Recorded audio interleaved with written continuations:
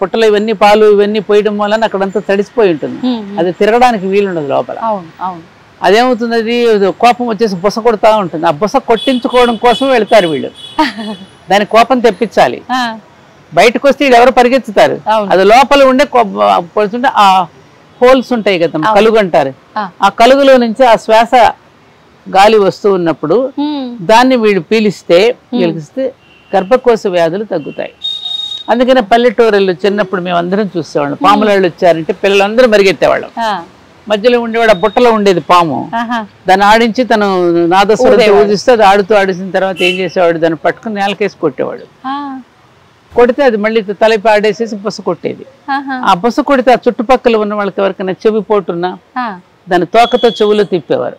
చెవి పోటు ఉంటే తగ్గుతుంది. కొంతమంది చెవిలో చీమ వచ్చిందని, చెవిలో ఇది వచ్చిందని చెప్పి రకరకాల వ్యాధులు, అలా వ్యాధులు నయమయ్యి. అది ఆ బుస కొడితే ఆ శ్వాసను మనం పీలిస్తే స్త్రీలకు కొన్ని సమస్యలు తీరుతాయి అనేటటువంటిది ఆనాడు ఆచారంగా పెట్టారు.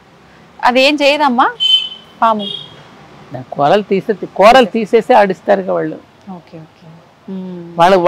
వాళ్ళు మచ్చిక చేసుకుంటారు కదా, వాళ్ళు శిక్షణ ఇస్తారు కదా.